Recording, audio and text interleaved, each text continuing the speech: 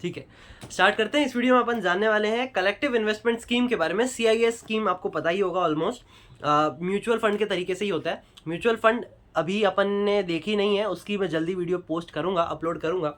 बाकी अभी के लिए फिलहाल सीआईएस एक टॉपिक है, कंप्लीट कलेक्टिव इन्वेस्टमेंट स्कीम। ठीक है, तो एक तरीके से कलेक्टिव मतलब समझ में आई गया कि काफ़ी तरीके का एक कलेक्टिव फंड को जोड़कर उसको इन्वेस्टमेंट करा जाता है, तो दैट इज सीआईएस समथिंग, मतलब रिलेटेड टू म्यूचुअल फंड की तरीके से ही होता है। इसमें भी यूनिट अपने को इशू होते हैं और म्यूचुअल फंड में भी यूनिट इशू होते हैं। समझते हैं क्या बोल रहे हैं इस वीडियो में। सबसे पहले अपन क्या देखने वाले हैं, कंप्लीट सीआईएस के बारे में अपन समझेंगे, पूरी तरीके से कंप्लीटली समझेंगे क्या होता है सीआईएस। और फिर है इस चैप्टर की सबसे इंपॉर्टेंट जो चीज़ है वो शॉर्ट नोट ही सीआईएस के ऊपर है। पहला पेज जो दिया हुआ है ना, वो आप शॉर्ट नोट के तौर पे बन सकती है और इंपॉर्टेंट है। ठीक है, इसकी डेफिनेशन वगैरह भी सारी चीज़ें देखेंगे। सेक्शन 11AA में इसकी बात करी हुई है। फिर कुछ अलग डेफिनेशंस भी दी हुई हैं, वो भी थोड़ी सी इंपॉर्टेंट है, देख लेंगे क्या बोल रहे हैं। Restrictions on business activities, obligations and obligation of CIS management company, उनकी क्या ऑब्लिगेशंस है, तो that is again important and asked in previous exam question, तो वो इंपॉर्टेंट है। Eligibility for appointment of as a trustee appoint करना पड़ता है, तो ये एलिजिबिलिटी वगैरह के बारे में पढ़ेंगे। Rights and obligation of the trustee के क्या राइट्स एंड ऑब्लिगेशंस है। टर्मिनेशन ऑफ ट्रस्टीशिप की टर्मिनेशन कैसे हो सकती है, तो ये again important answer. Rights and obligation of trustee भी इंपॉर्टेंट आंसर। और termination of the agreement bye the trustee with collective investment scheme management company, तो वो भी इंपॉर्टेंट है, मतलब थोड़ा बहुत देखेंगे क्या कर रहे हैं, क्या बोल रहे हैं। प्रोसीजर दिया हुआ है फॉर लॉन्चिंग ऑफ सीआईएस, पढ़ेंगे। Allotment of units and refund of money, unit certificates, transfer of units, investment and segregation of funds, listing of scheme कैसे हो सकती है, scheme list, winding up of scheme, again asked in previous exam question और important question. कई बार क्या होता है ना, ये जैसे छोटे छोटे से आंसर है ना, छोटे छोटे से सब चैप्टर हैं, तो वही इतने इंपॉर्टेंट हो जाते हैं कि उसमें से ही अगर पूछ लिया तो वो लोग भैया अच्छे से खुल के पूछ लेते हैं, तो फिर अपना 5-10 मार्क का अगर इसमें से आ गया तो फिर बल्ले बल्ले तो हो ही जाएगी। ठीक है, फिर ये एक और अगेन आंसर है, की एस्पेक्ट फॉर लॉन्चिंग सीआईएस। ठीक है, तो ये भी इंपॉर्टेंट और मे आस्क क्वेश्चन है, 4-5 मार्क का।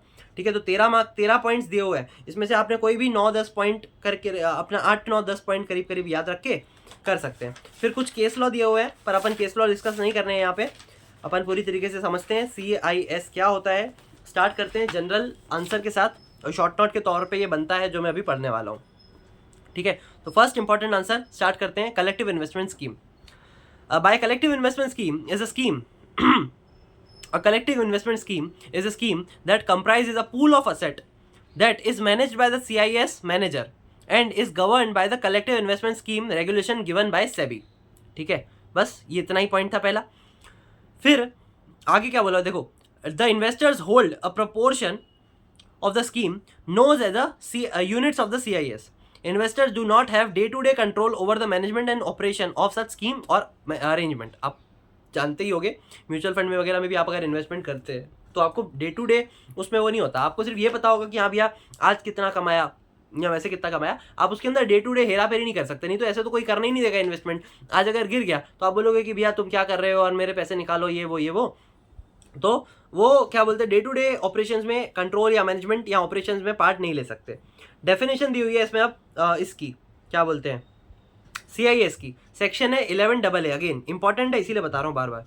ठीक है, तो डेफिनेशन देखते हैं of the SEBI act. Section 11AA of the SEBI act 1992 defines it as any scheme of arrangement made और offered by any company under which a contribution or payment made by the investors by whatever name called are pooled and utilized solely. ठीक है, pooled यानी कि संगठन करके group बनाकर, और utilized solely यानी कि पूरी तरीके से for the purpose of the scheme of arrangement. ठीक है, जिसके लिए पैसा आपने उठाया है वो सोलली उसके लिए यूज होना चाहिए, और पूल्ड यानी कि ग्रुप करके वहाँ पे लगाया जाएगा।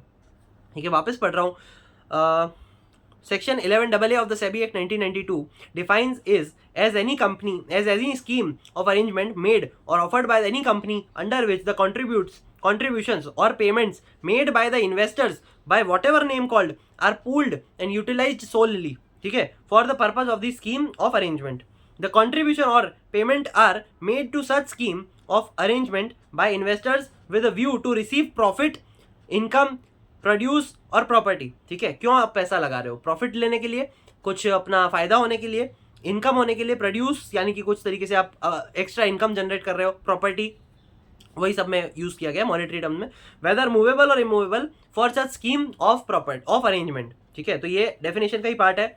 तीसरा, प्रॉपर्टी और कॉन्ट्रीब्यूशन और investment forming part of scheme और अरेंजमेंट वेदर आइडेंटिफाइबल और not is manage on behalf of the investor, ठीक है, आप जो भी उसने पैसा लगाया आप उसको इन्वेस्टर्स के बिहाफ पे मैनेज कर रहे हो, तो वो भी आता है CIS के अंदर, डेफिनेशन के अंदर। The investor do not have the day to day control over the management and operations of the scheme of arrangement, ठीक है, वापस से पढ़ रहा हूँ।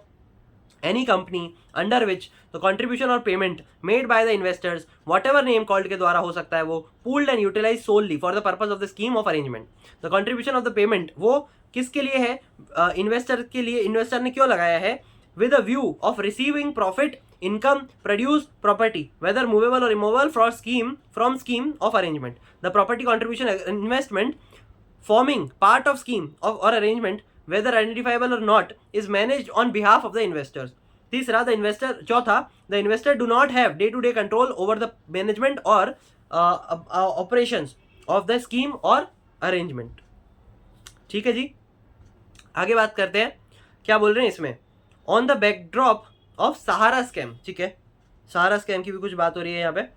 On the backdrop of the Sahara scam 2013, SEBI modified the definition of the CIS and includes any, ठीक है, सहारा scam एक तरीके से वो लोग सारा पैसा उठाया हर जगह से और पैसा लेके भाग गई, तो इस वजह से ये लाया गया था, क्या बोलते हैं, CIS, और थोड़ा सा उसको अच्छा किया था, डेफिनेशन मॉडिफाई करी गई थी SEBI के द्वारा। एंड इंक्लूड्स एनी स्कीम और arrangement floated by any person instead of company as was defined earlier, and each such scheme was with corpus of more than 100 crore shall also be deemed to be a collected investment scheme by SEBI, ठीक है। अगर उसका company का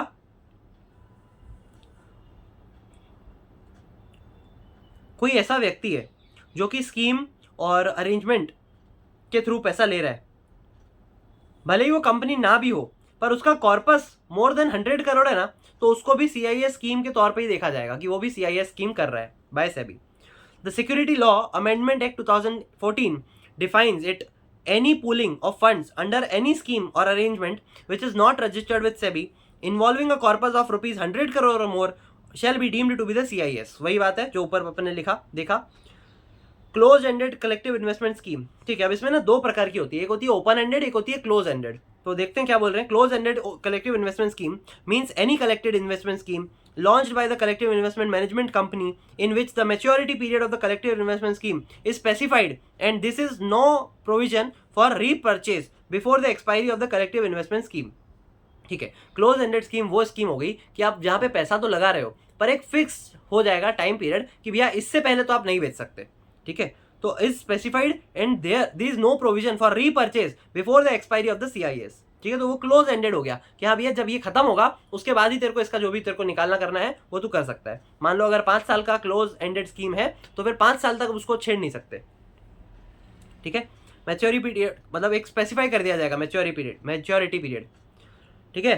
the CIS however does not include any scheme or arrangement made or offered by a corporate society, cooperative society के द्वारा अगर आया होगा CIS तो वो स्कीम और अरेंजमेंट नहीं कर सकता। मतलब देखो क्या बोला हुआ है, the CIS however does not include any scheme or arrangement made by or offered by a cooperative society, NBFC, contract of insurance, pension scheme और इंश्योरेंस स्कीम के थ्रू पे आप इसको नहीं लेकर आ सकते, एम्प्लॉय प्रोविडेंट फंड वगैरह के थ्रू पे तौर पे नहीं लेके जा सकते। Section 74 of the companies act के तौर पे नहीं लेके जा सकते, under which deposit are accepted under section 74 of the companies act. फिर है under which deposited Nidhi company के तौर पे नहीं कर सकते, mutual benefit fund, mutual benefit society के तौर पे नहीं कर सकते, चिट बिजनेस के तौर पे आप नहीं कर सकते, और under the contribution made in the nature of the subscription of the mutual fund, ठीक है। म्यूचुअल फंड और ये CIS भी अलग है, अगर आप म्यूचुअल फंड वाले हैं तो CIS आप नहीं कर सकते, ठीक है। अब मैं आपको जनरली बता देता हूँ, इतनी सारी अपन ने चीज़ें पढ़ी तो इसमें से आपने कितने पॉइंट ध्यान रखने इस शॉर्ट नोट के लिए। सबसे पहला पॉइंट जो अपन ने पढ़ा था कि पूल ऑफ द असेट है और कलेक्टिव इन्वेस्टमेंट स्कीम मैनेजर इसको करता है, संभालता है और govern by collective investment regulation with given by the SEBI, पहला पॉइंट। दूसरा कि यूनिट आपको इशू होती हैं, अलॉट होती हैं, पोर्शन में मिलता है आपको CIS के द्वारा, CIS के बदले में स्कीम में लगाने में यूनिट्स मिलते हैं, जैसे शेयर्स मिलते हैं, स्क्रिप्स होती हैं, वैसे यहाँ पे यूनिट्स होती हैं। Investor do not have day to day control, उनके पास नहीं है मैनेजमेंट वगैरह में। उसके बाद तीसरे पॉइंट में समझा दो डेफिनेशन, और डेफिनेशन में 4 पॉइंट है, तो चारों चारों अपने को लिखने हैं। फिर चौथा पॉइंट लिख दो आप ये वाला अपना, जो ये है ना कि 100 करोड़ से ऊपर का अगर कॉर्पस है तो उसको CIS के तौर पे देखा जाएगा। फिर क्लोज एंडेड वाला लिख लो कि मैच्योरिटी पीरियड होती है यहाँ पे। फिर छठे पॉइंट में लिख दो कि CIS कहाँ नहीं आता, मतलब ये वाले जो पॉइंट देखे ना अपन ने, cooperative society, NBFC, contract of insurance और pension scheme, insurance scheme under employ provident fund और मिसलेनियस प्रोविजन। फिर section 74 of the companies act 2013। फिर निधि कंपनी नहीं हो सकती, म्यूचुअल फंड कंपनी नहीं हो सकती, और चिट फंड बिजनेस आपका नहीं हो सकता। ठीक है, तो इतने आपने 6 पॉइंट लिखने हैं। 6 पॉइंट में भी ये सब डिवीजन करने हैं, पहले वाले में 4 थे, इसमें भी कुछ 5, 6, 7, 8 है, तो ये सब लिख दोगे, एक अच्छा बढ़िया आंसर बन जाएगा आपका 4-5 मार्क का। तो अपना अच्छे से शॉर्ट नोट बना के लिख देना। ठीक है, आगे देखते हैं some of the other important definitions. तो देख लेते हैं, इतना इंपॉर्टेंट तो है नहीं, बोल दिया इंपॉर्टेंट, तो देख लेते हैं क्या बोल रहे हैं। SEBI Collective Investment Scheme Regulation 1999 defines collective investment scheme management company to means a company incorporated under the Companies Act 2013, ठीक है, and registered with SEBI under this regulation with object is to organize, operate and manage a collective investment। ठीक है जी, collective investment management company कौन होती है? Incorporate ही हुई है company act 2013 में, रजिस्टर्ड हुई है सेबी के साथ, और उसका मेन ऑब्जेक्ट है to organise, operate and manage a collective investment. ठीक है, दूसरा certificate of registration to carry a CIS business. ठीक है, आपको सर्टिफिकेट लेना पड़ता है रजिस्ट्रेशन सेबी के पास से। No person other than the CIS management company, CI collective investment management company, CIMC इसको बोलेंगे आपसे अपन। ठीक है, CIMC which has obtained a certificate under the regulation should carry on or sponsor or launch a collective investment scheme. बिना ये registration या certificate नहीं लेके, सर्टिफिकेट ऑफ रजिस्ट्रेशन बिना लिए आप ये कैरी नहीं कर सकते business. Close ended collective investment scheme की भी मतलब समझा दी कि आपकी मैच्योरिटी पीरियड होती है और वो खत्म होने से पहले आपका क्या बोलते हैं रीपरचेज या कुछ भी आप नहीं कर सकते एक्सपायरी खत्म होने से पहले। कलेक्टेड इन्वेस्टमेंट स्कीम प्रॉपर्टी क्या होती है? इंक्लूड्स सब्सक्रिप्शन ऑफ मनी और money worth including bank deposit to the collective investment scheme, property acquired directly और indirectly with the proceeds of subscription of money, income arising directly और indirectly from subscription money और property above. ठीक है, जितनी भी money और property की related चीजें हैं तो वो आ गई अपना CIS प्रॉपर्टी के अंदर। जो भी आपको सब्सक्रिप्शन मिला है तो वो हो गया अपना मनी, वो CIS प्रॉपर्टी। ठीक है जी, रिस्ट्रिक्शंस ऑन बिजनेस एक्टिविटी, कहाँ पे रिस्ट्रिक्शंस है तो ये भी एक बार देख के खत्म करते हैं। Collective investment management company should not undertake any activity other than the managing the scheme, act as a trustee of any scheme, launch any scheme for the purpose of investing in securities, invest in any schemes floated by it। ठीक है, मतलब आप जो company है ना CIMC है वो managing scheme के अलावा कुछ और नहीं करी होनी चाहिए, और वो ट्रस्टी नहीं होनी चाहिए स्कीम की। Launch any scheme for the purpose of investing in securities, securities में इन्वेस्टमेंट के लिए आप नहीं कर सकते। Should not launch any scheme for the purpose of investing in securities. ठीक है, सिक्योरिटीज में यहाँ पे इन्वेस्टमेंट नहीं कर सकते आप। Invest in any scheme floated by it, उसके रिलेटेड भी कुछ हो तो वहाँ पे भी आप अपना CIMC पैसा नहीं लगा सकती। However it has been provided that the CIMC may invest in its own scheme if it makes a disclosure of its intention to invest in the offer document of the scheme and does not charge any fee on the investment of in the scheme। ठीक है, अपनी scheme के ऊपर अगर कोई अपनी खुद की स्कीम है तो फिर उसके अंदर वो पैसा लगा सकती है और उसके लिए वो कुछ चार्ज नहीं कर सकती। ठीक है, does not charge any fee on the investment in the scheme. ठीक है, बस इतनी सारी छोटी छोटी चीज़ें बोली हुई हैं। अब ऑब्लिगेशंस के साथ अपन देखते हैं। अब ये इंपॉर्टेंट आंसर स्टार्ट होंगे यहाँ से। 2-3 ही है वैसे तो, पूरे चैप्टर में 3 है, मतलब 3-4 है। ठीक है, तो अब ये दूसरा आंसर है important, asked in previous exam. Obligation of CIMC, every collected investment scheme management company should be responsible for managing the funds और properties of the scheme on behalf of the unit holder, exercise due diligence and care in managing asset and funds of the scheme. ठीक है, फिर be responsible for the act of commission or omission, notwithstanding anything contrary contained in any contrary or arrangement, and be incompetent to enter into any transaction with or through its associates or their relatives relating to the scheme. ठीक है, देखो सबसे पहला तो point है कि आपका जो फंड आप मैनेज कर रहे हो यूनिट होल्डर के बिहाफ पे कर रहे हो, यानी कि इन्वेस्टमेंट के इन्वेस्टर के तौर पे कर रहे हो, तो ये ध्यान रखना है, उसका रिस्पॉन्सिबिलिटी आपको पूरी अच्छी से लेनी है। ड्यू डिलिजेंस जितनी भी मैनेजिंग असेट्स और फंड्स के रिलेटेड है तो सारे तरीके से फॉलो करने हैं। फिर था एक्ट ऑफ कमीशन और ओमिशन, कहाँ कब बेचना है, कब आपको वहाँ से निकलना है, तो वो सब आपकी जिम्मेदारी, आपको अच्छे से संभालना है, उसकी रिस्पॉन्सिबिलिटी लेनी है। Not withstanding anything contrary content in any contract और अरेंजमेंट, हाँ ठीक है, जो कॉन्ट्रैक्ट में बोला होगा उसके अपोजिट में नहीं करनी है चीज़ें, ठीक है, उसके विरोध में जाके नहीं करनी है चीज़ें, जो बोला है कॉन्ट्रैक्ट में और स्पेसिफाई किया हुआ है एग्रीमेंट में तो उसी के अनुसार आप कर सकते हो।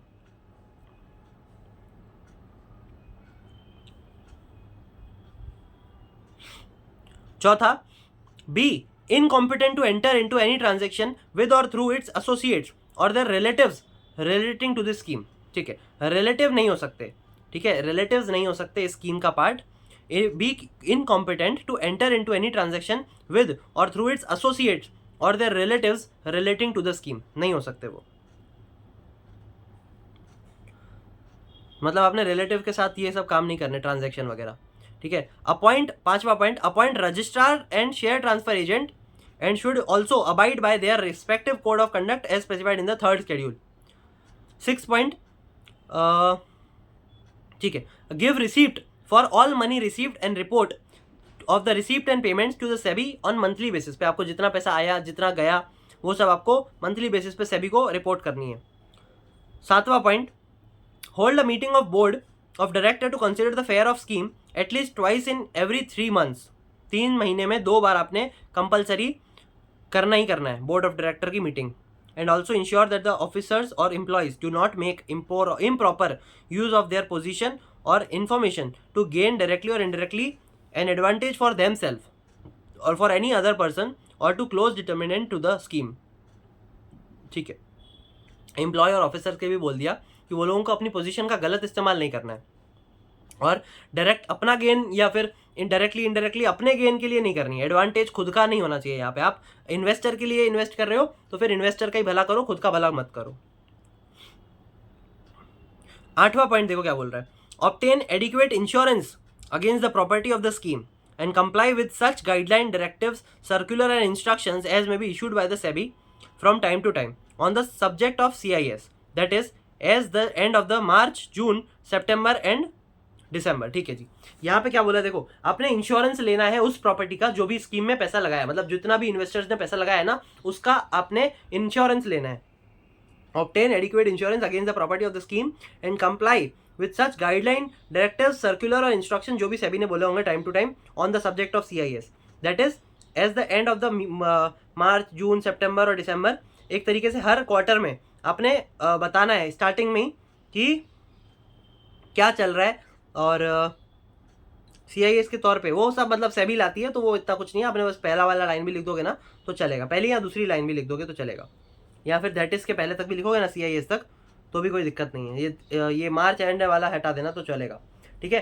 पहला पॉइंट था जहाँ पे अपन ने देखा कि बिहाफ पे आप कर रहे हो तो रिस्पॉन्सिबिलिटी लेनी है, ड्यू डिलिजेंस पूरी तरीके से फॉलो करना है, act as a commission and omission, incorporate to enter into transaction, तो आपने रिलेटिव के साथ इनकॉम्पिटेंट मतलब आप उस ट्रांजैक्शन में नहीं कर सकते रिलेटिव के साथ, registrar and share transfer agent को अपॉइंट करना है, receipts and payment monthly basis पे सेबी को बतानी है, 3 महीने में 2 बार एटलीस्ट बोर्ड ऑफ मीटिंग होनी चाहिए और एम्प्लॉय को आपको ध्यान रखना है कि कोई भी एम्प्लॉय अपना पर्सनल बेनिफिट के लिए कुछ नहीं करे, और इंश्योरेंस लेना है प्रॉपर्टी के रिलेटेड जो भी स्कीम में लगाया हुआ है।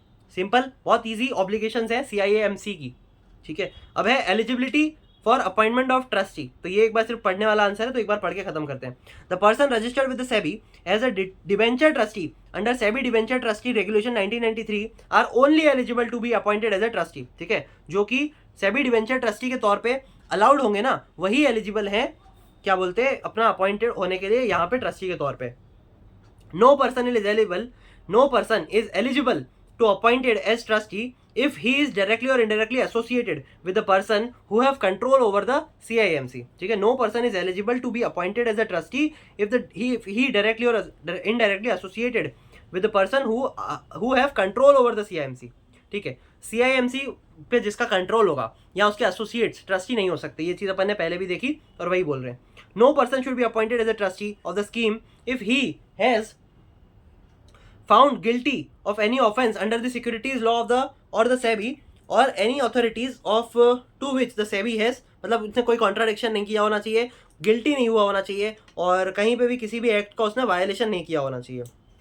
ठीक है, और कोई भी उसके ऊपर पेंडिंग लिटिगेशन वगैरह नहीं होनी चाहिए और सब कुछ क्लियर होना चाहिए, मतलब ऐसा थोड़ा सा दूध का धुला होना चाहिए, ऐसा बोल रहे हैं. Trustee and CIMC should enter into an agreement for managing the अपना scheme property.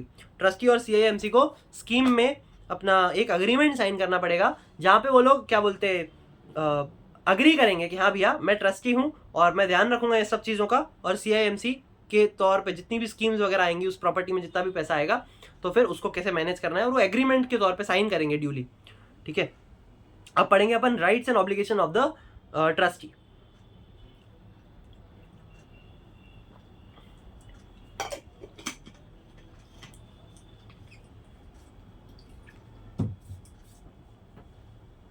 Rights and obligation of the trustee देख रहे हैं अभी अपन. इंपॉर्टेंट है अगेन, ये भी एक बार देख के फटाफट खत्म करते हैं. थोड़ा सा ही है. हाँ, the trustee shall have a right to obtain from the CIMC. The trustee shall have a right to obtain from the CIMC such information as it considered necessary by the trustee to inspect the books and accounts and other records relating to the CIS scheme. ठीक है, generally है, अपना पढ़ोगे तो समझ में आ जाएगा. The trustee should ensure that the CIMC has the necessary office infrastructure. KIMP बराबर है कि नहीं है, क्वालिफाइड है कि नहीं है, एजुकेशनल पर्पस वगैरह सब, पास्ट एक्सपीरियंस कैसा है वो सब. ऑडिटर अपॉइंट होना चाहिए from the list of the auditor approved by the SEBI. Trustee ये सारी चीज़ों का ध्यान रखेगा. कंप्लायंस ऑफिसर है या नहीं है, टू रिड्रेस इन्वेस्टर्स ग्रेवियंस, फिर registrar to an issue appointed है या नहीं है, compliance mutual and designated, internal control mechanism बराबर है या नहीं है, इंटरनल ऑडिट सिस्टम बराबर नहीं है कि है, वो सब ध्यान रखने वाली चीज़ें किसकी, कौन किसकी है, ट्रस्टी की है. फिर प्रिपेयर्ड कंप्लायंस मैनुअल. ठीक है, take adequate insurance for the asset of the company, not give any undue and unfair advantage for the associates of the company or detrimental to the interest of the unit holder. Operate the scheme in accordance with the provisions of the trust deed. Activity of managing scheme only. Take adequate step to ensure that the interest of the investors बराबर रहे. Object of the prompting the interest of the investors of any, मतलब जिस purpose के लिए पैसा लगाया था वो ही हो और क्या बोलते हैं उसके अलावा कुछ नहीं करें, और एडिक्वेट स्टेप लें उनको अपना ज़्यादा से ज़्यादा बेनिफिट देने के लिए.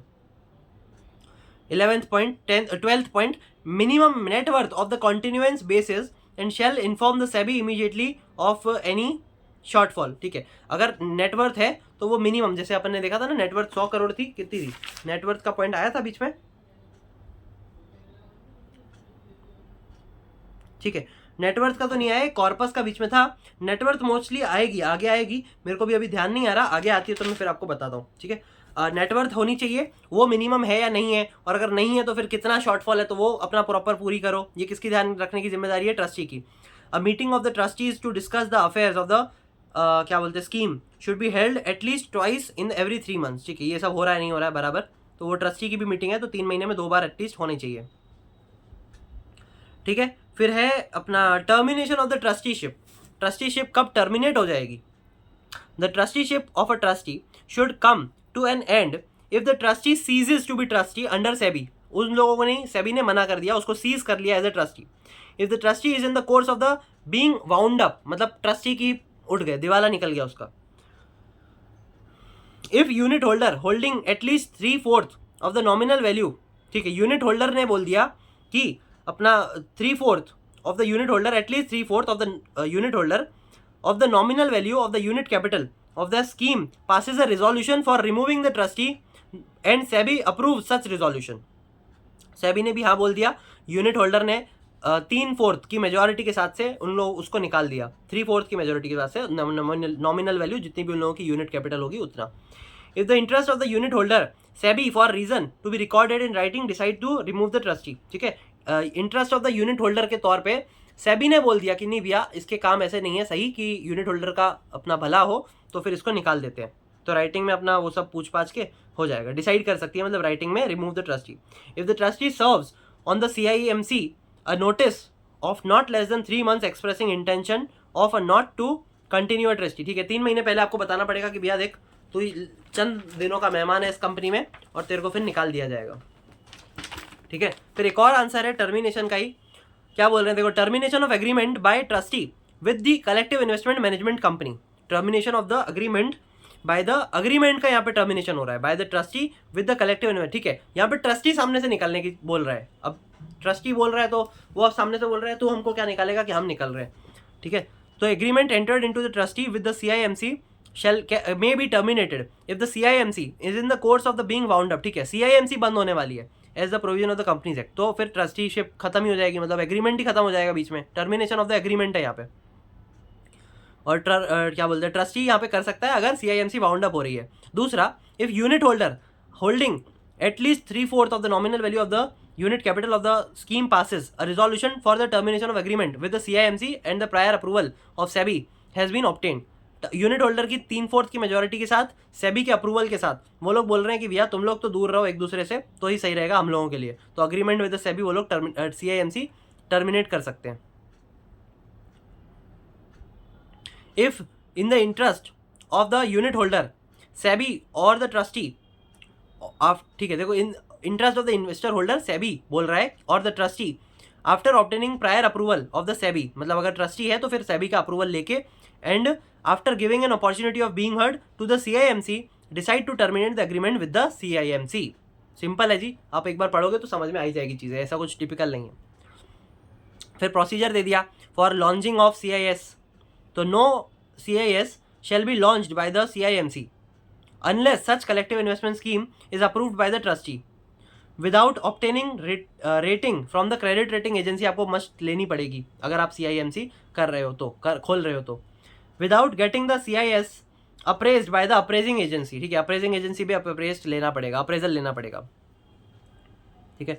collective investment management company shall launch CIS in the following manner, closed ended collective investment scheme and duration, तो CIMC shall launch only closed ended, ठीक है जी, ओपन एंडेड है ही नहीं, सिर्फ क्लोज एंडेड ही है। देखो, close ended collective investment scheme and duration, CIMC shall launch only close ended collective investment scheme, the duration of the CIS shall not be less than 3 calendar year, not be less than यानी कि 3 साल से कम का तो हो ही नहीं सकता, मतलब 3 साल के ऊपर का ही CIS हो सकता है, और क्या बोला, क्लोज एंडेड ही हो सकता है। इंश्योरेंस बोल रहे हैं, क्या बोल रहे हैं देखो, insurance CIMC shall be obtain adequate insurance policy for protection of the CIS property, ठीक है, इंश्योरेंस लेना है। नो गारंटीड रिटर्न, आपको ये नहीं बोलना है कि भैया देखो आप मेरे कंपनी में पैसा लगाओ आपको गारंटी इतना रिटर्न तो मिलेगा ही मिलेगा, ठीक है, तो no guaranteed return, no CIS shall provide guaranteed or assured return, however indicated return may be indicated in the offer document only if the same is assigned by the appraising agency and expressed in monitoring term, ठीक है जी।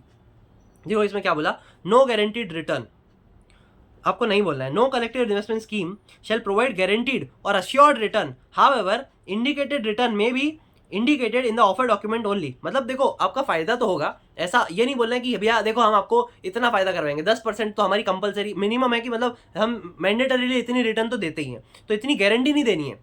आपने बोलना है कि देखो हम आपको लगभग 8 से 12% तक का रिटर्न दे सकते हैं, ठीक है, तो ये आप अश्योर करवा रहे हो तो वो चलेगा, ठीक है, और वो भी only if document only if the same is assessed by the appraising agency and expressed in the monetary terms, ठीक है, अप्रेजिंग एजेंसी के पास से आपको वो पहले अप्रूव करवाना है, अप्रेजल लेना उसके बाद ही, ठीक है। अप्रेजिंग एजेंसी बोल दे कि भैया तू देख इतना तो है ही नहीं कि तू इतना रिटर्न दे सकता है, और अप्रेजिंग एजेंसी ने अप्रेज ही नहीं किया उसको, तो फिर अपना वो नहीं कर सकता, उसको फिर कम करना पड़ेगा, जैसा अप्रेजिंग ऑफिसर या फिर अप्रेजिंग अथॉरिटी बोलेगी उस हिसाब से।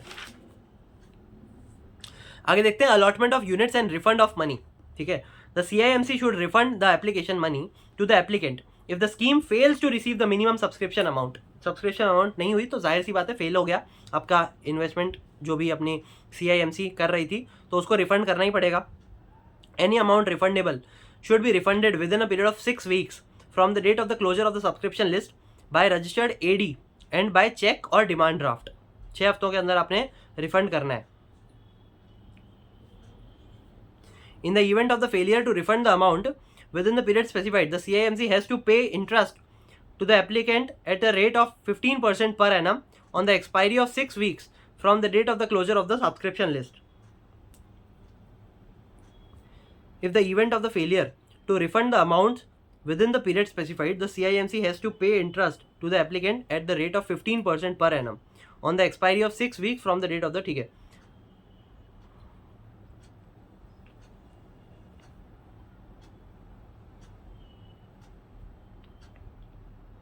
हाँ वही, मतलब अगर 6 हफ्तों के अंदर आपने नहीं किया तो फिर उसके ऊपर इंटरेस्ट लगेगा 15 दिन का. और a scheme shall not be open for more than 90 days. ठीक है, आपकी जो स्कीम रहेगी वो आप 90 दिन तक खोल सकते हो, कि मतलब 90 दिन तक आपके मतलब जो भी आ रहे हैं तो 90 दिन तक आ सकते हैं, और 90 दिन तक अगर नहीं हुआ तो फिर फेल माना जाएगा. मिनिमम सब्सक्रिप्शन नहीं हुआ तो फेल माना जाएगा. 6 हफ्ते के अंदर आपको रिफंड करना है AD बैंक के थ्रू, और अगर नहीं कर पाए तो फिर आपको 15% का पर एनम पे इंटरेस्ट देना पड़ेगा, और 90 दिन के लिए आप ओपन कर सकते हो. सिंपल. यूनिट सर्टिफिकेट लेना है. The collective investment management company should issue to the applicant unit certificate. ठीक है, यूनिट सर्टिफिकेट आप किसको दे रहे हो? यूनिट होल्डर को दे रहे हो. As soon as possible but not later than 6 week from the date of the closure of the subscription list. अब सब्सक्रिप्शन लिस्ट हो चुकी है, एक्सपायर हो चुकी है, खत्म हो चुकी है, तो उसके 6 हफ्तों के अंदर जल्द से जल्द तो करना ही है, पर नॉट लेटर देन 6 वीक, मतलब 6 हफ्ते के अंदर आपको यूनिट सर्टिफिकेट देना पड़ेगा यूनिट होल्डर को. However, if the unit are issued through a depository, unit अगर डिपॉजिटरी के थ्रू हुई है तो unit shall be transferable in accordance with the provision of the SEBI depository and participant regulation 2018 and bylaws of the depository. ठीक है. Investment and segregation of funds. The collective investment management company should not invest the fund of the scheme for the purpose other than the objective of the scheme as disclosed in the offer document. Segregate the asset of the different scheme. Not invest corpus of a scheme in other scheme. ठीक है, इस scheme का पैसा दूसरी scheme में नहीं लगाना. Not transfer fund from one scheme to another scheme. ठीक है जी, सिंपल ये पढ़ लेना, ध्यान आ जाएगा. अब है दूसरा, transfer of units. A unit certified issued under the scheme should be freely transferable. ठीक है, freely transferable कि अगर वो लोग चाहें तो वो लोग ट्रांसफर कर सकते हैं. Unit certificate. The CIMC on production of instrument or transfer together with relevant unit certificate register the transfer and return the unit certificate to the transferee within 30 days. A unit certificate issued under the scheme should be freely transferable. ठीक है, the unit certificate issued freely transferable होना चाहिए. The CIMC on production of instruments or transfer together with relevant unit certificates register the transfer and return the unit certificate to the transferee within 30 days के अंदर आपको वो करवाना पड़ेगा from the date of such production. However, if the units are held in depository, such units shall be transferable in accordance with the provision of the SEBI Depository and Participant Regulation 2018 and bylaws of the depository. Simple. Again, listing of scheme. The unit of the every scheme shall be listed immediately after the date of the allotment of units and not later than 6 weeks. 6 हफ्तों के अंदर अंदर आपने list करवा देनी है scheme को, जब भी वो अलॉटमेंट हो चुकी है, date of the allotment of unit से not later than 6 weeks from the date of the closure of the scheme on each of the stock exchange as mentioned in the offer document. ठीक है. The unit of the every scheme shall be listed immediately after the date of the allotment of unit and not later than. Immediately तो करना ही है, जैसे ही date of the allotment of unit हो गई, अलॉटमेंट हो गई यूनिट की, तो इमीडिएटली वो लिस्ट हो जाने चाहिए. And not later than 6 week from the date of the closure of the scheme. जब से वो क्लोज होगी स्कीम तो उससे 6 हफ्तों के अंदर अंदर तो करना ही करना है. On each of the stock exchange as mention in the offer document. ठीक है जी, आखिरी 2 पॉइंट है दो आंसर्स हैं, दोनों ही इंपॉर्टेंट है, वेरी इंपॉर्टेंट है, देख लेते हैं। ये वाला तो वेरी इंपॉर्टेंट है, आज दिन प्रीवियस एग्जाम क्वेश्चन है। तो winding up of the scheme है, लगभग 45 तक आपकी ये वीडियो रहेगी और आप समझ सकते हैं CIS क्या होता है पूरी तरीके से। Winding up of scheme, a scheme may be wound up on the happening of an event, any event. A scheme may be wound up, यहाँ पे आप देखो स्कीम ही वाउंड अप हो रही है, winding up of the scheme है, on the happening of any event which is in the opinion of the trustee requires the scheme to be wound up and the prior approval of the SEBI is obtained. If unit holder of the scheme holding at least 3/4, हर जगह पे 3/4 है, of the nominal value of the units pass the resolution in the scheme be wound up and the approval of the SEBI is obtained thereto. If it is the opinion of the SEBI, the continuance of the scheme is the prejudicial to the interest of the investors of the, ठीक है, interest of the unit holder के खिलाफ में है, तो सेबी बोल रही है कि हाँ भैया अपना तू इसको बंद कर। तो सेबी ने बोला, यूनिट होल्डर ने बोला, सेबी का अप्रूवल लिया, ट्रस्टी ने बोला, सेबी का अप्रूवल लिया, तो वाउंड अप ऑफ स्कीम हो सकती है।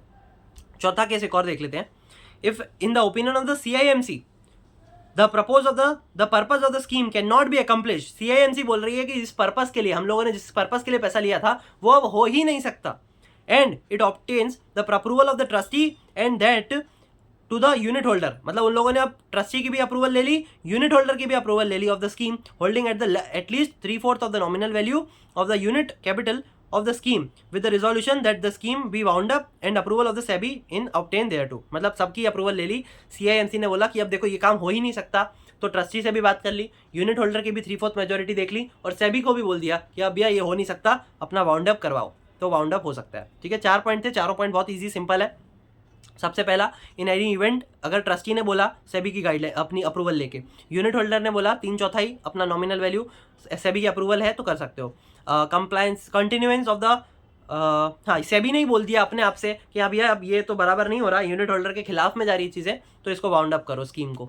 और अगर CIMC ने बोला कि अब ये वाली स्कीम तो कंप्लीट हो ही नहीं सकती, तो वो लोग ट्रस्टी से, यूनिट होल्डर से और सेबी के पास से अप्रूवल वगैरह लेके वाउंड अप कर सकते हैं स्कीम को। आखिरी पॉइंट, आखिरी आंसर, इंपॉर्टेंट आंसर, में आस्क्ड आंसर और 4-5 मार्क में आंसर पूछा जाता है, जा चुका है, तो इसीलिए अपन देख रहे हैं इसको अच्छे से। की एस्पेक्ट फॉर लॉन्चिंग CIS, की aspect for launching collective investment scheme, देखते हैं। 11-14 पॉइंट दिए हुए हैं, 13 पॉइंट दिए हुए हैं, अपने लगभग 8-10 पॉइंट पूरे टिक करवाऊंगा कि हाँ भैया कौन से अपने ईजी हैं, तो बहुत ईजी अपन देख लेंगे। पूरे चैप्टर में अपन बात कर चुके होंगे, वही वाले पॉइंट्स लेंगे। ठीक है, the company floating CIS shall have to seek registration with SEBI as CIS CIMC। पहला इंपॉर्टेंट पॉइंट, एक पॉइंट हो गया। CIS shall be constituted as a two-tiered structured comprising a trust and a CIMC। ठीक है, two-tiered होगा, trust होना चाहिए और CIMC होनी चाहिए। देखो CIS shall be constituted as a two-tiered structure comprises of a trust and CIMC। याद रखो से, ये बहुत ईजी है, तो फिर याद रखेंगे अपन, क्योंकि ट्रस्ट ही है तो ट्रस्ट तो होगा ही, तो ट्रस्ट एंड CIMC का 2-tiered होगा, तो इसीलिए ये अपना आंसर दूसरा हो गया, दूसरा पॉइंट हो गया। हाँ, अब देखो नेटवर्थ आ गई यहाँ पे। At the time of the application of the registration as a CIMC, at the time of the application for registration as CIMC, these entities should have a minimum net worth of 3 crore. ठीक है, net worth होनी चाहिए 3 करोड़ की, which may to have to be increased to 5 crore. ठीक है, मे नहीं है, शैल है। देखो वापस पढ़ रहा हूँ। At the time of the application for registration at CIMC, these entities should have a minimum net worth of, मतलब जब आप CIMC आ रही है ना, जब ये रजिस्टर हो रही है तो उनका नेटवर्थ होना चाहिए 3 करोड़। ठीक है, which shall have to be increase to 5 crore within 3 years from the date of the grant of the registration. मतलब अपना ग्रांट ऑफ द रजिस्ट्रेशन जब भी उन लोगों को मिल जाएगा ना, उसके 3 साल के अंदर उनका जो नेटवर्थ है वो 5 करोड़ तक होना चाहिए। जब आ रही है, एप्लीकेशन कर रही है CIMC के लिए, तो फिर 3 करोड़ की नेटवर्थ होनी चाहिए। फिर अगले साल तक, मतलब अगले 3 साल के अंदर वो जो 3 करोड़ की नेटवर्थ थी वो बढ़ बढ़ के 5 करोड़ तक तो होनी ही चाहिए। 5 करोड़ के ऊपर होगी तो चलेगा, पर मिनिमम 3 साल के अंदर 5 करोड़ तक आपकी नेटवर्थ पहुंच जानी चाहिए। ठीक है, अगला चौथा पॉइंट देखते हैं। Compulsory filing of offer document. Offer document आपको कंपल्सरी फाइल करना पड़ेगा। Every CIS shall have to file offer document with SEBI containing adequate disclosure to enable the investors to take informed investment decision। ठीक है, हाँ एक बार वापस से पढ़ रहा हूँ इस पॉइंट को। Every collective investment scheme shall have to file offer document with SEBI containing adequate disclosure to enable the investors to take informed investment scheme. इसको जाने देते हैं, अगला पॉइंट देखते हैं। फिफ्थ पॉइंट अपने लिए चौथा पॉइंट, मैंडेटरी रेटिंग रिक्वायरमेंट। अपन ने देखा ही कि अपना क्रेडिट रेटिंग एजेंसी वगैरह से और अप्रेजल उससे लेना है। देखो ये अपना हो गया चौथा point, mandatory rating requirement. Each collective investment scheme shall have to obtain a rating from the recognised credit rating agency such as Crisil limited, Fitch ratings India private limited, ICRA limited, CARE, समीरा, ये सब हैं पॉपुलर क्रेडिट रेटिंग एजेंसीज है, तो यहाँ से अपने ले सकते हैं। चौथा पॉइंट हो गया अपना, the projects undertaken must be appraised by an enabling appraisal authority, appraising agency such as Agriculture Finance Corporation Limited, North Eastern Development Finance Corporation Limited, फिर है Indian Institute of Forest Management और the forest research institute FRI। ठीक है, तो appraisal authority, credit rating agency अपना, फिर net worth वाला point देखा, ट्रस्ट और CIMC, और रजिस्ट्रेशन कंपलसरी सेबी के साथ से होना चाहिए। तो अब तक अपन ने देख लिए 1 2 3 4 5 पॉइंट हो गए। ठीक है, आगे देखते हैं। नो अश्योर्ड रिटर्न, ये भी अपन ने बात कर ली है कि अपने को गारंटी नहीं देनी है। No assured return, the CIS has prohibited from guaranteeing assured return, indicated return if any provided. Indicated return दे सकते हो, देखो indicated return if any provided by the CIS shall be based on the projection in the appraisal report. ठीक है, appraisal report में अगर वो बोला है कि हाँ भैया ये इंडिकेटेड रिपोर्ट है और ये अप्रेजल अथॉरिटी के द्वारा अप्रेज करी गई है, तो फिर ये इंडिकेटेड बता सकते हो, गारंटी नहीं दे सकते। ठीक है, तो 6 पॉइंट हो गए। एडवर्टीजमेंट कोड में देखो क्या बोला हुआ है, advertisement in respect of every collective investment scheme shall have to conform to the SEBI's advertisement code. अब अपना म्यूचुअल फंड वाली एक आपने सुनी होगी, तो उसमें ना प्रॉपर है, म्यूचुअल फंड में इसकी बात करेंगे अपन, उसमें बोला हुआ है कि इतने सेकंड के अंदर ये सारे शब्दों का प्रॉपर ऑडिबल होने चाहिए, सुनाई देने चाहिए, समझ में आने चाहिए। वो आपको एडवर्टीजमेंट आप कर रहे हो तो वैसे ही होगी। ठीक है, तो वो एडवर्टीजमेंट कोड का आपने पालन करना है, और बहुत ईजी है पॉइंट। आपने अगर म्यूचुअल फंड पढ़ा होगा तो आपको ये चीज़ समझ में आ गई होगी, और अगर नहीं पढ़ा होगा तो अपन देख लेंगे, कोई टेंशन नहीं है। ठीक है, advertisement code in respect of every collective investment scheme shall have to conform the SEBI's advertisement code. मतलब इतना ध्यान रखो कि सेबी का एडवर्टीजमेंट कोड है, उसके अनुसार ही आपका एडवर्टीजमेंट कोड हो सकता है। सिंपल, बहुत ईजी पॉइंट है। तो 1 2 3 4 5 6 7 पॉइंट हो गए अब तक। ठीक है, देखते हैं आगे। सब्सक्रिप्शन पीरियड, सब्सक्रिप्शन पीरियड भी अपन ने बात करी है आगे। देखो, no collective investment scheme shall kept open for subscription for period of more than 90 days. The CIS shall be close ended in nature. ये भी अपन ने बात करी हुई है, बहुत इजी है। देखो, क्लोज एंडेड इन नेचर होना चाहिए, 90 दिन से ज्यादा ओपन नहीं होना चाहिए सब्सक्रिप्शन के लिए। The collective investment scheme must indicate the minimum and maximum amount propose to be raised over the period, over this period. ठीक है, उनको ये भी इंडिकेट करना है कि कितना मैक्सिमम कितना मिनिमम वो लोग रेज करेंगे इस पीरियड के अंदर। ठीक है, तो ये वाला पॉइंट नहीं लिखोगे चलेगा, कोई दिक्कत नहीं है। अपना 8वां पॉइंट हो गया, ड्यूरेशन ऑफ CIS। देखो, the duration of the CIS के भी ऊपर भी बात कर चुके हैं अपन। The duration of the CIS shall be for the minimum period of 3 years. ठीक है, इजी। इंश्योरेंस आपने कंपलसरी लेना है प्रॉपर्टी पे, जो भी अपना CIMC की प्रॉपर्टी रहेगी। देखो, compulsory insurance over the asset of the CIS and personal indemnity cover for the CIMC shall be obtained. Listing होनी चाहिए compulsory. Units issued under the collective investment scheme are to be compulsory listed on the recognized stock exchange. Accounting valuation norm, accounting valuation norm are stipulated shall have to be followed by the CIS. ठीक है, accounting norms तो सबको ही follow करने होते हैं, तो बहुत easy points है। ठीक है, अपन ने देखो 7 पॉइंट पीछे देखे, और 1 2 3 4 5 पॉइंट यहाँ देख लिए, इतने सारे पॉइंट हो गए। अब इसमें से गिन चिन के मैंने, मतलब देखो, सिर्फ 1 पॉइंट छोड़ा है 13 में से, और 12 पॉइंट तो आपको याद करवा दिए। ठीक है, 12 में से आपको अगर 8 9 10 भी पॉइंट याद आ गए तो आपका बड़ा अच्छा आंसर बन जाएगा। सबसे पहले अपन ने देखा कि रजिस्ट्रेशन होना चाहिए, 2 टायर्ड रहेगा, 3 करोड़ 3 साल में 5 करोड़ तक पहुंचना है कंपलसरीली, और कंपलसरी आपने फाइलिंग करना है ऑफर डॉक्यूमेंट।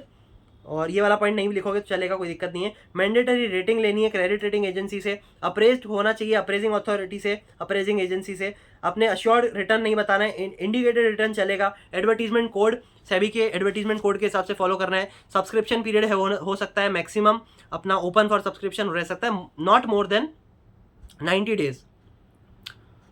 ठीक है, क्लोज एंडेड ही होगा नेचर में, और मिनिमम मैक्सिमम आपको प्राइस अमाउंट बतानी पड़ेगी कि इतने टाइम में हम लोग इतना उठाएंगे, और मिनिमम इतना है मैक्सिमम इतना है। ड्यूरेशन ऑफ कितनी थी, 3 साल थी ड्यूरेशन ऑफ CIS। इंश्योरेंस आपने लेना है एसेट से, और प्री इंडेमनिफाइड कवर ये वाला लिखोगे नहीं चलेगा। लिस्टिंग आपकी कंपलसरीली हो जानी चाहिए on the recognised stock exchange. और 13वें पॉइंट में देखा अपन ने कि अकाउंटिंग वैल्यूएशन नॉर्म्स का पालन करना अनिवार्य है। Accounting norms are stipulated shall have to be followed by the CIS। तो इसी के साथ अपन ने CIS वाली भी पूरी तरीके से समझ ली चीज़। और अपनी अब देखो सिर्फ 3 वीडियो बाकी हैं। एक तो है म्यूचुअल फंड जो मैं बनाऊंगा जनवरी में, ठीक है, और एक रहेगी बेसिक ऑफ कैपिटल मार्केट, एक रहेगा सेकेंडरी मार्केट इन इंडिया। तो जो कि प्रिपेयर कर रहे हैं आप, मतलब मोस्टली प्रिपेयर जून 2025 के लिए और उसी के लिए कर रहे होगे आगे जितना भी जो जब भी आप ये वीडियो देख रहे हो, तो उसके हिसाब से अपना ग्रुप 2 की मैक्सिमम चीज़ें खत्म हो चुकी हैं। CMSL वाले सब्जेक्ट में सिर्फ 3 बाकी हैं, वो जनवरी में अपन समाप्त कर देंगे। Thank you so much.